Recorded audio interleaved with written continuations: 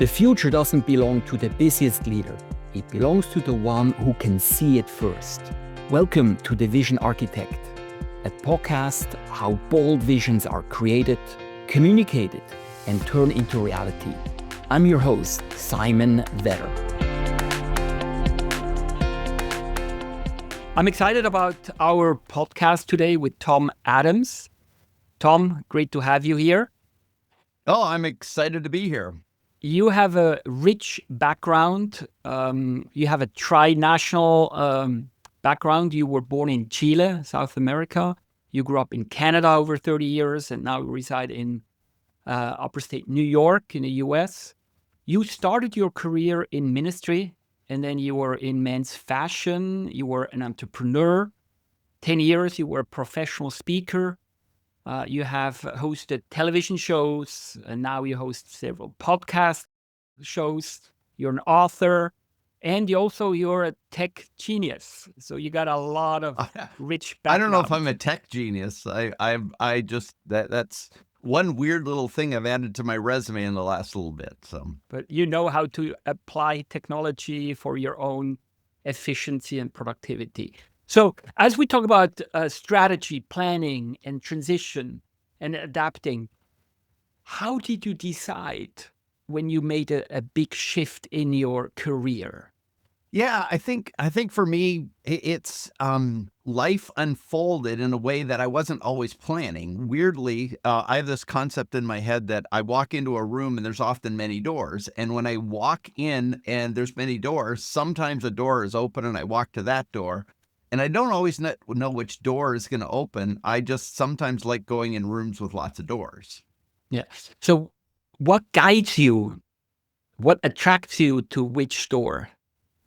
Well, sometimes it's my fascinations. And so I learned this concept many years ago, which is be guided by some fascinations. Like what to me is a fascination is something that grabs my interest. It pulls me in.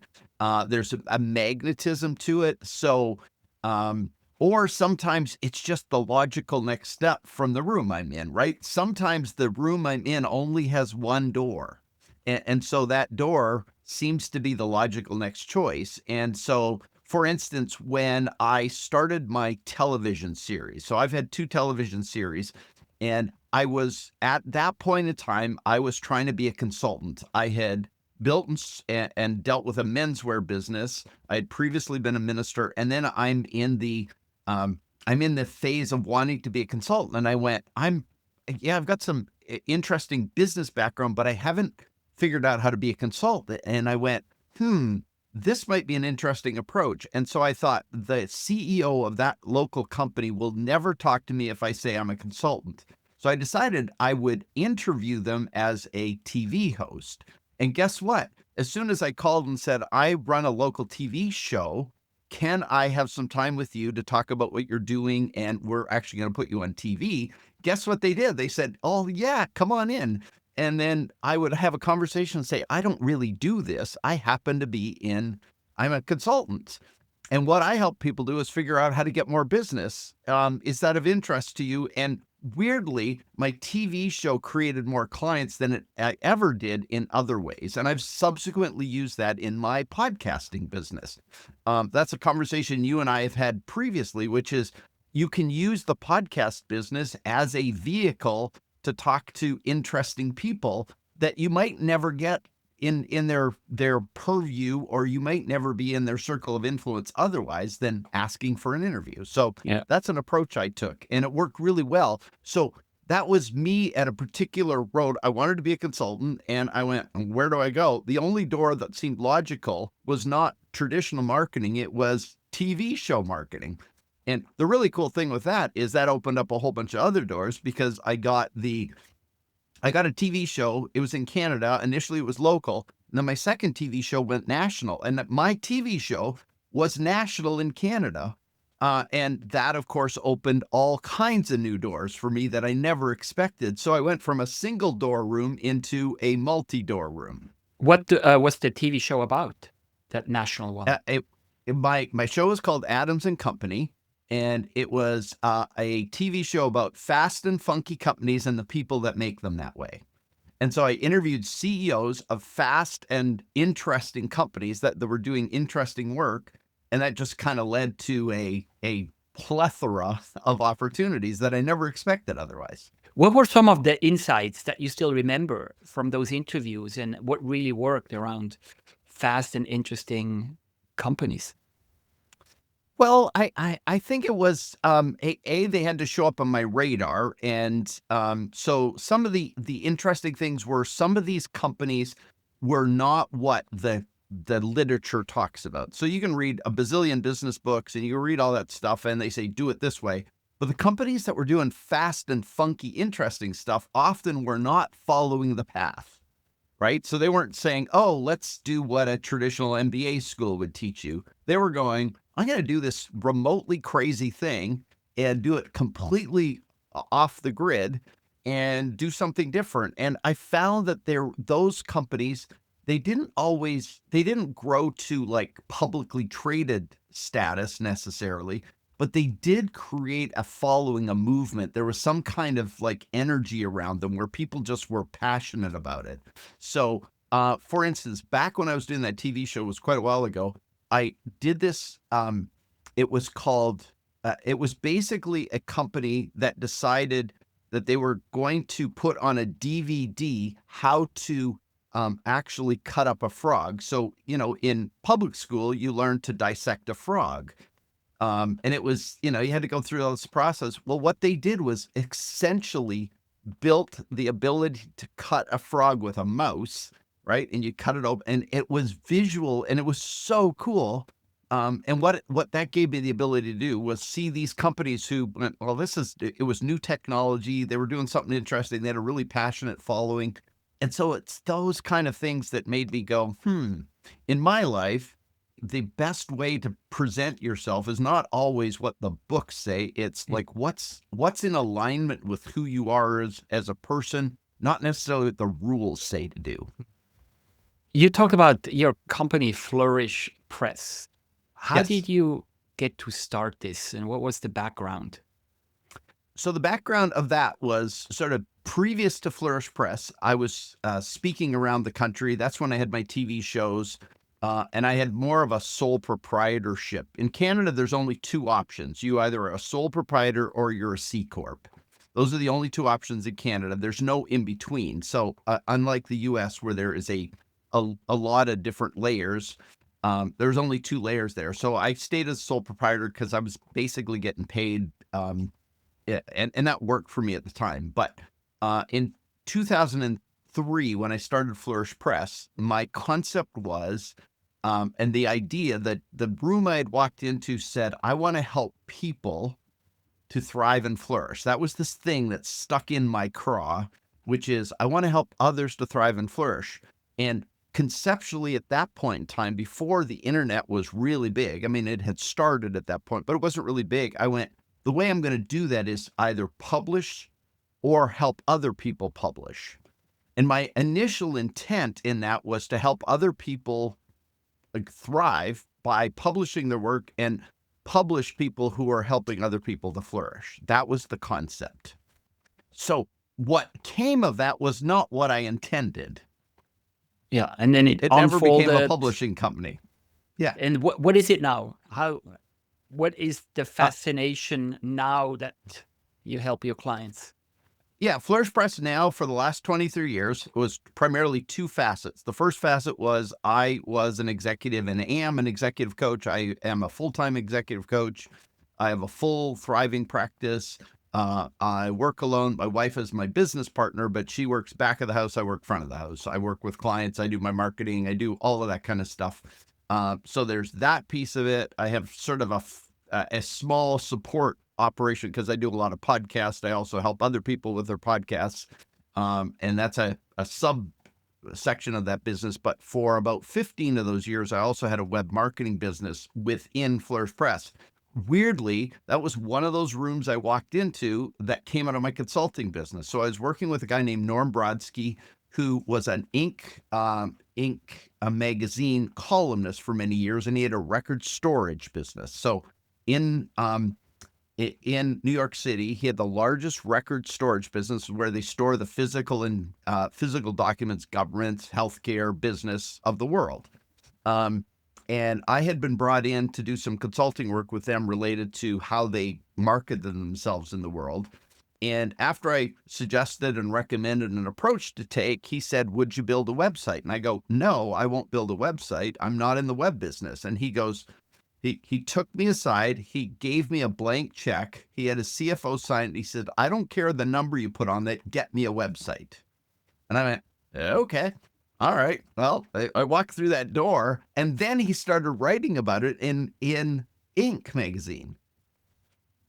So Interesting. now what starts to happen is people, now within that industry, which I had some experience and history in, all of a sudden people said, "Can you do our website for us? Can you build our web? You did it for Norm Brodsky. Can you do it for us?" And I went, okay. And I built a web marketing business out of that. And that one came along for the ride for almost 15 years. And a number of years ago, I sold that business, but that came along for the ride and built a team and had a really kind of cool thing there. And it was a part of my practice, but it wasn't my full practice. My focus has always been executive coaching and advisory work. Yeah. So when you advise business owners and companies, what are the problems you help solve? What are the big issues people come to you for? The general premise a lot of times that I start with and that I have a lot of conversations around is most business problems are personal problems in disguise. And so a lot of times when people show up to me or come into my world, one of the reasons they come into my world is because they've got a problem that consulting or traditional methods don't solve. And where I go to work is on a fundamentally deeper level than the P&L or the marketing or things like that. I go, what's happening in the CEO, owner, founder of this business that could be contributing to an issue in the business? So this thing in me impacts this thing in my business. So I have a belief it translates into something happening in my business. And a lot of times we don't make that connection. We think there's a business problem, but in reality, a lot of times it's a personal problem hidden as a business thing. And we Right. keep looking at the business thing and we circle around the business thing and we try and solve that. In reality, it ends up being a actual thing in me as a human, a belief thing I have, an unwillingness to face conflict, a belief about money, a belief about debt, a potentially um, some kind of addiction that I have. All of those things start. There's a lot of stuff that happens in an owner. ADHD, which is, clinical, and I don't clinically diagnose anybody, but entrepreneurs are notorious for, shiny object, shiny object, shiny object. Yeah. And we're really Short good at attention going span. down Yeah. rabbit holes, and we birth bunnies, and now we got bunnies all over the place. And sometimes that's the work. So a lot of times that's sort of the first one. The second one is why people come into my world is they are communicating with somebody that has worked with me and they get referred. And now that I'm 25 years into this game, a lot of my business is referral. And now I'm dealing with all kinds of different challenges, issues, complexities. We eventually always get back to personal problems in disguise. I always lead from that premise with my clients, but they come in for a whole bunch of reasons now. Yeah. Oftentimes when I work with leaders, we talk about the vision for the team or the Yep. company. And I have this belief, like you, is you cannot have a vision for the company if you're not clear about your personal vision, because they go Correct. hand in hand. Yes. And the challenge is about creating a vision for the companies. How do you create a path that people are heavily invested in? Right. And so how do you help people find that inner compass, that North Star? I actually take people through a very vigorous process. In fact, I will not work with them if they haven't gone through this process with me. And I'll kind of give away a little bit of the secret sauce. Not because it's secret sauce, but it speaks to how I work with people, which is before I will ever take on a coaching client for a minimum 1-year term engagement, we go through a series of questions that they have to answer. And those questions are about not their business, but what happens if they had unlimited success? What would their life look like? If they were told they had only a certain amount of time to live, what would their life look like? If they were going to die tomorrow, what were the deep regrets? And so I go through a process whereby I don't explore their business before I explore their personal world. Once we go through that process and then we have a conversation around that process, and if they agree to go forward, I don't even move forward in my coaching process unless I get to spend time in their personal habitat. And that requires them to allow me to have conversations with their wife or their husband, depending on which, to look at how their desk looks, to sit in their chair, to see how many Post-it notes they have on their desk, to see the complexity of their computer screen, to look at how many piles are on their desk, because I live mostly in Zoom calls. But a lot of times I don't understand that. So I start really clearly back in the beginning, which is, what do you want? What is it that drives you? What matters to you? What do you care about? How do you live in this world? And what are you in service of? Like, what are you trying to accomplish with your Right. life? Yeah. And that to me is the early work, so that when it gets passed on to their teams, to their companies, if they're not clear on that, then nobody knows. You're just spinning on a hamster wheel. Yeah. I love that approach because you really uncover the deeper-seated drivers of a person Yes. and bring Yes. that out. And ultimately, it's also you help them uncover their vision. What's their path and what gets them excited about the future? Yeah. Yeah, and I think without that, you're always flying blind. It's like, well, what's this in service of? Because generally speaking, unless even in big corporate, I don't work big corporate. I only work with private companies. I only work with owners of companies who can write checks. I don't go through buying committees and things like that. But it, unless in those kind of environments, generally speaking, we built a business to serve our life. And so what life do we want? If we're not clear on what life we want, how do we get a business to support that life? So so many times, and this is to me a personal problem in disguise, so many times we built a business to serve our life, and now what we do is just serve the business because we haven't figured out what we want our life to look like. I see And that so often. some of the work, yeah, I work in smaller private whole companies with business owners, and I work in big corporations. yep, And it's interesting when I coach people personal, is what you said. They serve the business and they don't mhm, ask themselves, what serves my life? right, right. And I No, think they often even don't. as leaders in big companies, we have to have both. Okay, what's the business? Yep. And we have to understand and what does serve me? And how Mhm. do we integrate those two elements or those two levels? But I find too that even in asking that question, a lot of people have never asked that of themselves. Like, they don't know what they want. They just go, "Well, I have to make money." Well, or one that shows up in a lot of times in small businesses, I just have to make $1 million. Well, what's that in service of? Right. What happens if you make $1 million? What then? What if you made 800,000? Would that be okay? Well, yeah, that'd be okay. But so what? What's the number related to? But a lot of times it's never been asked. And so what I find is we're serving an external definition of success instead of an internal one. Yeah. Right? So what's it in service of? Why that number? What's the target we're reaching for? And if we're not clear on what we want, how do we then connect the dot between what our business is doing, let alone craft vision for our teams to get somewhere? Yeah. Yeah. To your point, again, a lot of business owners, they put out numbers Yep. without giving that number a meaning and saying, what does that really Yeah. mean? Instead of coming with, what kind of lifestyle do I want to live? How do I want to live my Yeah. life? How much do I want to work? And how much do I give for personal relationships, for family? And Yes. how do you Yes. integrate all those different elements of life? So how do you apply that to your own life? How do you make sure you apply all those great insights to your own life? Well, I think, yeah, one of the things I've learned is I have to eat my own dog food, right? So when I tell I'm in the people, same boat. Yes. yeah, I mean, in this world that we live in, one of the things that's been really helpful to me is to recognize I can't tell somebody that I can't tell somebody to do something that I'm not willing to do myself. So that's the first thing. You know, for years, I not only provide coaching, I buy coaching. Right. If I don't buy coaching, what the heck am I selling?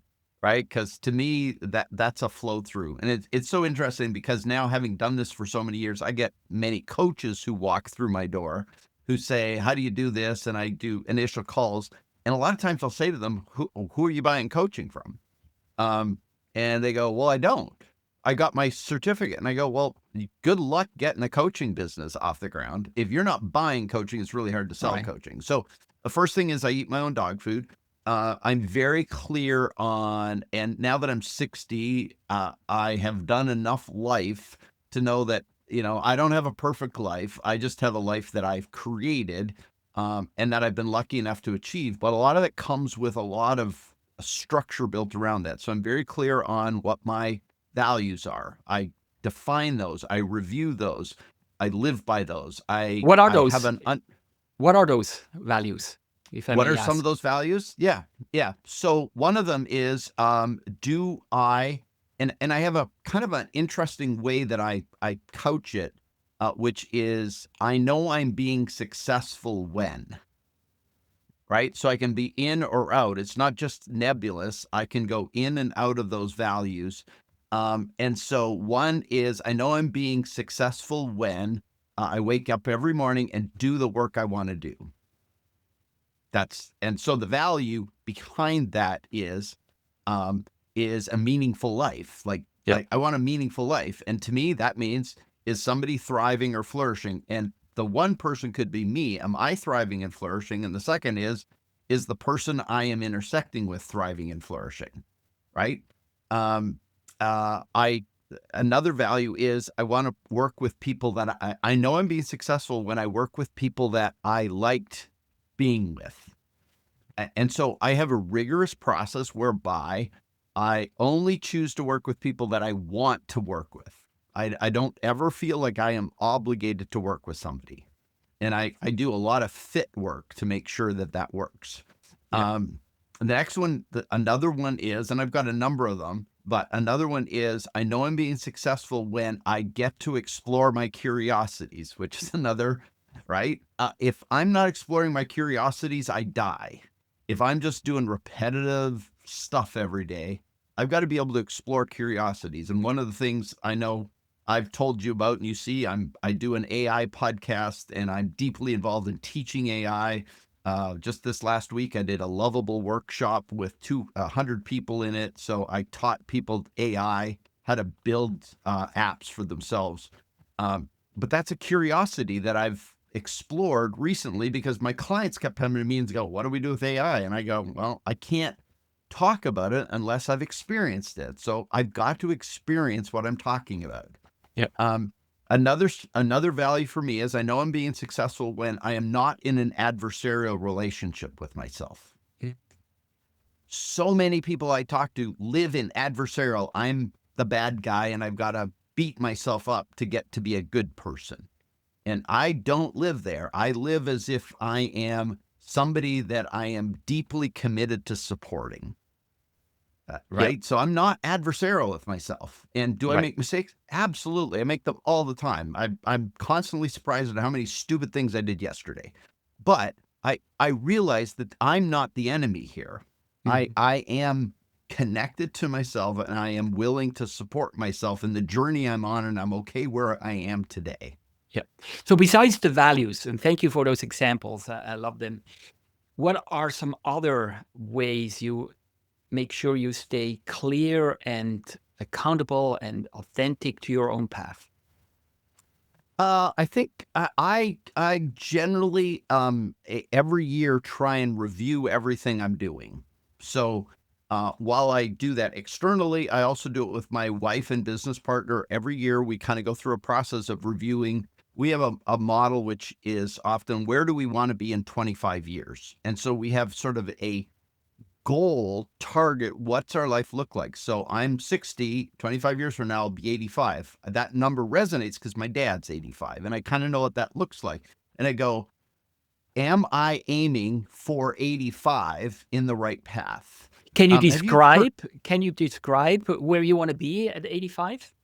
Absolutely. I've worked really hard at it, right? And the interesting thing is 25 years is 100 quarters.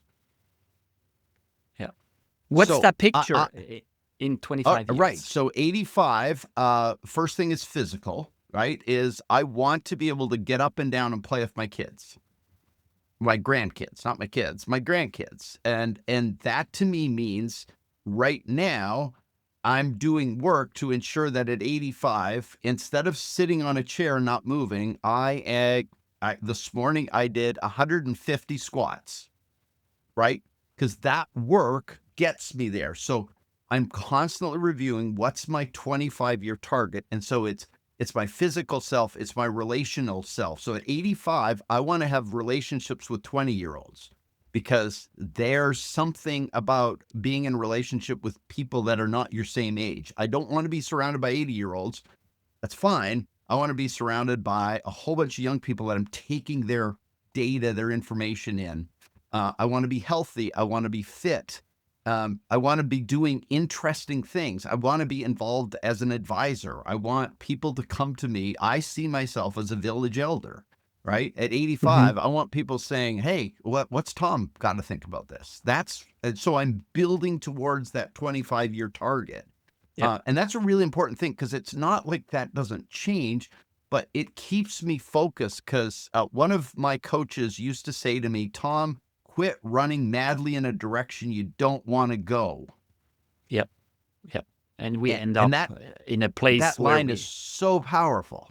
Yep. Yep. We all run fast. We better make sure we run in the direction exactly where we want to go. And I love the Right. 25 years because it's far enough and it Yes. gives us a sense of like timing, and Yes. also it helps us. How do I prepare today? So in 25 years, I arrived there. Yeah.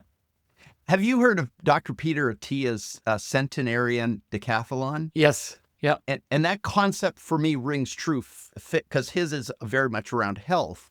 But that concept for me rings true around life, right? Which is, the concept is if you're 60 and you're aiming for, if you're what he calls the fractional decade or the whatever that last decade of your life is, if you're going to get there every 10 years, you exponentially decrease your capabilities. So you've got to be high enough in capability that when you hit 85, you're at that zone. And to me, that's about relationships. That's about health. That's about all of these pieces and parts. So there is this sense of now I have to be at a certain level so that when I hit 85, I'm functioning in that way. Yeah. Yeah. I'm looking at the same way. I focus on my health. And so, okay, good. How do I stay healthy today?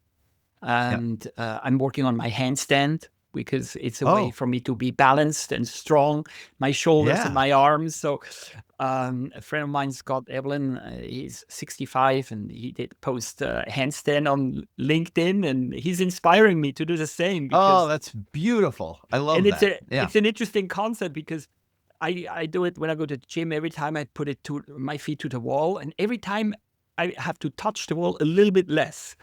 But it's been so small progress. I love it. That's fabulous. Yeah. So I love your concept. I love your clarity. I love you do that for yourself. Now you work in technology. You work in AI. If you had to predict or look into the future, the next 10 years, what would you see? How does AI shape our world, our work, our life? Any ideas? Yeah. I mean, I have a lot of ideas because I'm constantly thinking about this. I did a presentation last week on how to be a leader in the world of AI, right? Not how to employ AI, but how to become a leader who is comfortable there. And one of the major things that I'm starting to see already is I think fundamentally a unit of work will change. A unit of work historically has been an hour or a half an hour or a day where we give ourselves to a thing, whatever that thing is. But now already I'm doing the work of 5 people. Like I have systems and structure built around me. I have agents working for me that make my unit of work infinitely more effective. And so I think units of work will fundamentally change over the next 5 years. I see them changing already. So that's one thing. I think another thing I'm seeing is because the unit of work is changing, then um, we as leaders have to, I think, start to see work as not what a person does, but what a consolidated group of both humans and AI can do in coordination. Um, which also means some of your humans aren't going to do as well as others. Some know how to leverage it, right, to create better outcomes. Others are going to kind of be stuck. But the cat's out of the bag now. I don't think we're going back. And I mean, I've got agents running. I've got about 35 agents who work in my business, and they just hum away and they do tasks for me all the time. And that changes how my work unfolds. And so I think that's the first thing. I think, and maybe not in this dystopian way, but I fundamentally see jobs being transitioned, whether it's lost. I think there's new opportunities coming, but historic jobs, and I call it the laptop test, which is if you work on your laptop every day and you just repeat stuff over and over again, your job will not last long. I have this sense that there will be new jobs created that we Oh don't yeah, even know that they can 100%. exist. Yeah. Yes, So there are new yes. opportunities, and we have to kind of adapt and kind of morph towards that future. Yeah, I Yeah. call that new collar work. So there's blue collar work and there's white collar work, and I now call it new collar work, which is That's what we don't even know what collar's coming. We right. don't know what color it is, but there's stuff coming that we're not fully aware of, that I think is going to be really interesting to observe. Yeah.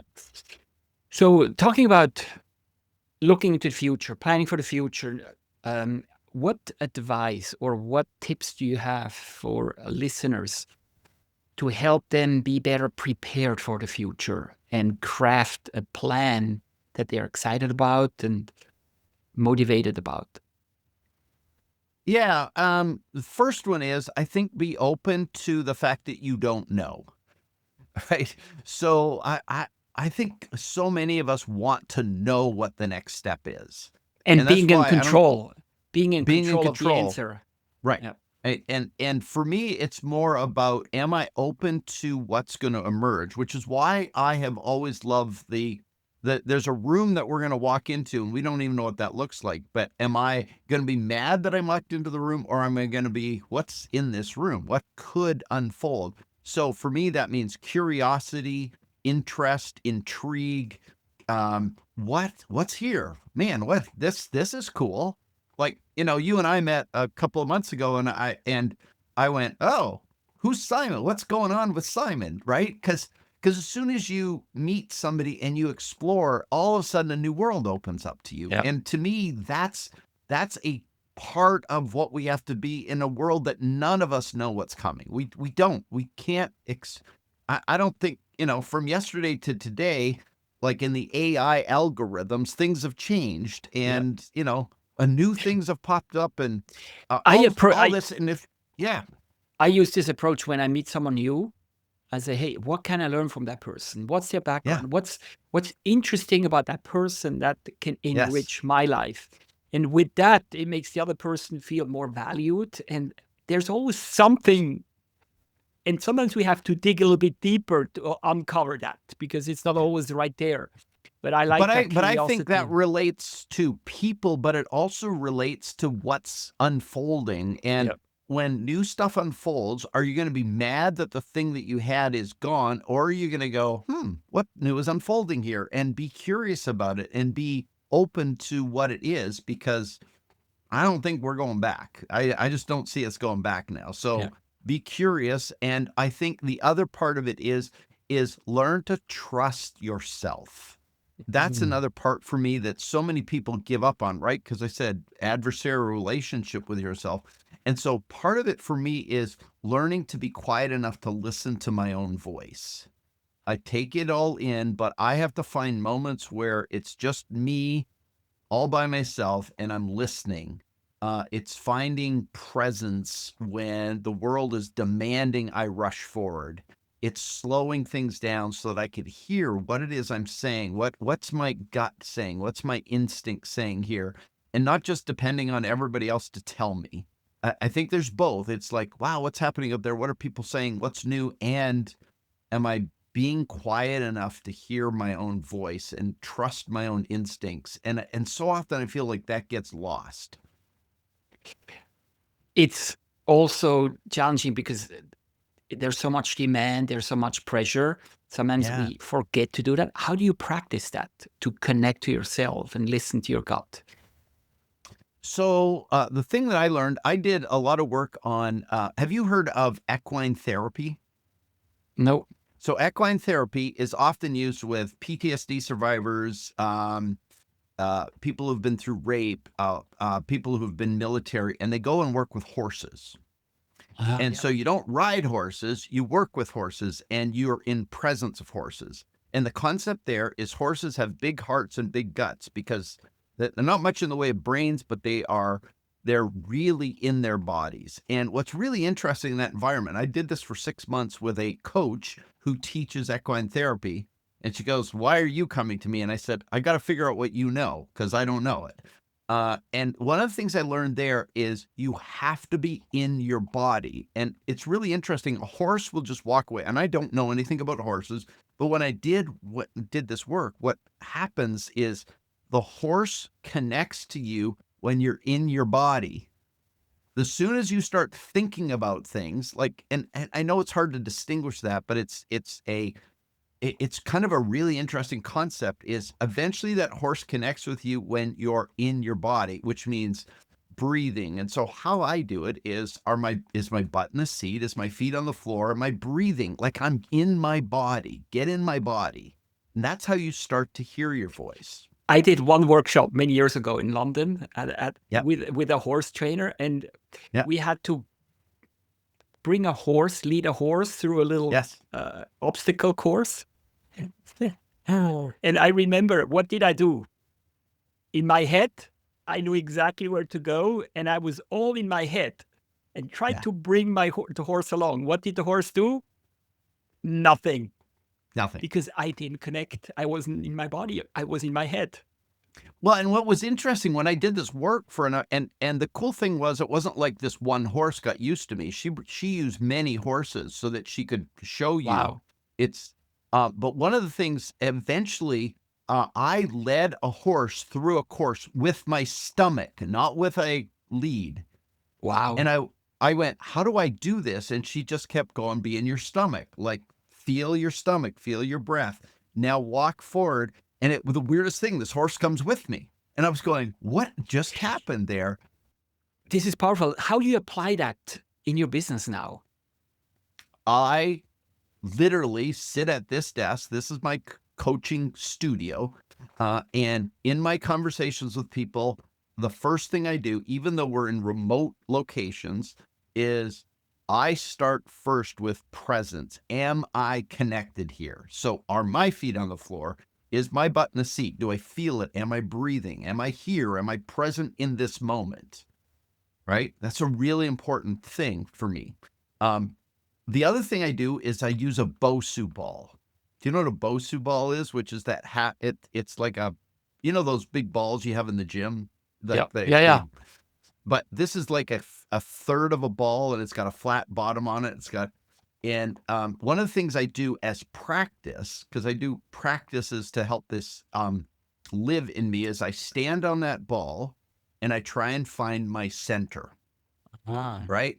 So am I falling forward? Am I falling back? I lift one foot up as a way to keep working on, am I connected, balanced in this particular place? I do yoga. I do meditation. I do things that keep me in my body. Yeah. Yeah, I work out at the gym. Yes, I do those kind of things, but I'm also working to make sure I have practices that keep me present so that I don't lose that sense of being in my gut. Yeah. Because my gut needs to speak. I can have vision and plan and direction. I know where I'm going in 25 years. But if I'm not connected in this moment, you and me in this moment, and if I'm looking at my email or if I'm doing something else, I'm not present. And if Yeah. I'm not with you, I'm not present. This moment is where all life happens. All right. Yeah. I can totally relate. Early in my career, I was very headstrong and everything Yeah. willpower. And now, really, when you want to make important decisions, you also need to connect to that intuition. Yes. Yes. Yeah. And that to me is such an important piece of the puzzle, because so often as owners, as executives, as leaders, we're running fast really hard. Like we're running fast towards a goal that we're not often connected to internally, and then we're not connected internally. Yeah. And it feels just we're out of sync. And so Yeah. that's where I see a lot of challenges show up. Do you have any kind of, before we finish the conversations, any low hanging advice that people can apply right away based on what we discussed? Yeah, and it might be kind of coming from a different angle, but it's all connected somehow. And one of the major messages that I have in conversation with my clients is this: how am I complicit in getting the conditions I say I don't want? It's not my line. It came from Jerry Colonna. Jerry Colonna is a executive coach in Silicon Valley, but he's been extraordinary. That line has been extraordinarily helpful to me, but also helpful to my clients. And it's often in the frustration of not getting what we want. The question I pose to myself and my clients is, well, how could you be complicit here? Not how are you at fault, but how are you complicit? And so often when we're trying to reach a target and we're not reaching it and we're frustrated and we become a victim to it, we often don't stop and go in presence. How am I complicit in getting these conditions that I say I don't want? What's my part in contributing to this Right. outcome I don't want? Yep. Right. And so often we don't want to have that conversation. And so related to all of this stuff we've talked about, 25 years, what's your values, all those kind of things, to me always comes back to, and this came to me in I was working with a therapist 25 years ago, and he had this line that has never left me. And he was a little Yoda-like guy. He was a little bit older. He was tiny, and he'd sit in his chair and he'd go, Tom, Tom, Tom, Tom. Anytime you hit a wall, it's a mirror. Anytime you hit a wall, it's a mirror. And I hated him for that. I went, you drive me crazy, buddy. Like, I don't want to hear that. And yet I love Jerry Colonna's statement, which is, how am I complicit in getting the conditions? What my therapist used to say, because I was complaining about my wife. I was going, my wife drives me crazy. She's this, she's that. He goes, Tom, Tom, Tom, Tom. Anytime you hit a wall, it's a mirror. So stop blaming everybody else for what's going on in your life. Hold the mirror up and go, where am I? Where do I need to make changes? Where do I need to be different? How do I need to change? That to me became such a powerful part of this. And to me, that's the advice, which is, if you're on this really cool journey and you keep running into walls, well, look inside. How are you complicit? How's my personal life impacting my business if the challenge is my business? What's the mirror I need to hold up? And that's a lot of times the work I do is hold a mirror up. I just hold a mirror up and go, this is interesting. Here's what I'm seeing. Are you seeing this? And a lot of times you don't see it because you haven't had that question ever. And we often do that as coaches to our client. We hold up a mirror, Correct. help them see Yes. themselves, and we can 100%. do it Yeah. for ourselves. Awesome. Yeah. Great. Yeah. Before we finish, where can we find you? How can we learn more from you, about you? I'm easy to find. Tom Adams is my name, and tomadams.com is my domain, much to the chagrin of people for 25 years, because Tom Adams is a pretty standard name. And I've owned that domain for 25 years, and people hate me for it, but tomadams.com is the easiest way to find me. Awesome. Tom, This was awesome. Thank you for your insights, your advice, your stories. Be well. It was a pleasure, Simon. Thank you for having me on. It was delightful. Thank you for listening. I am Simon Vetter, and you have been listening to The Vision Architect. If this episode sparked new ideas, share it with someone you care. Until next time, keep imagining the future you want to create and start building it.